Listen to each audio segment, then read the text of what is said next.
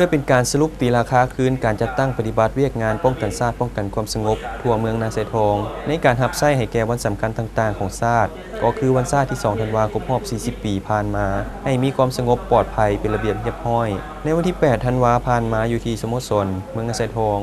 ได้จัดกองประชุมสรุปเวียกงานป้องกันชาติป้องกันความสงบขึ้นโดยการเป็นประธานของทานวิรศักดิ์นามุนตรีเจ้าเมืองนาไซทองในกองประชุมได้รับฟังการสรุปตีราคาคืนการจัดตั้งปฏิบัติเวียกงานของภาคส่วนต่างๆในทั่วเมืองเป็นต้นการหันพนักงานลงก่อสร้างรากฐานการเมืองติดพันกับการป้องกันชาติป้องกันความสงบในนั่นทั่วเมืองแม้นได้สุ่มใส่การปฏิบัติมติคำสั่งของขันเทิงอย่างเข้มงวดทั้งได้เอาใจใส่เวียกงานโฆษณาอบรมการเมืองแนวคิดซึ่งได้รับผลสำเร็จและการร่วมมือเป็นอย่างดีได้วางแผนจัดกำลังกลุ่มป้องกันความสงบกองรอนบ้านเข้าประจำการตามจุดรอแรมเพื่อติดตามกวดกาเวียนยามป้องกันได้ปลุกระดมประชาชนและทุกภาคส่วนประดับประดาทุ่งชาติทุ่งผักทุ่งทิวคำขวัญต่างๆให้มีความสวยงามในทั่วเมืองพร้อมนั้นก็ได้รับการประกอบส่วนสุกยู่หับไส้วันสำคัญจำนวนหนึ่งและระดมมวลชนเข้าร่วมพิธีอยู่เดือนสนามหลวงเฮ็ดให้มีผลสำเร็จตามระดับคาดหมาย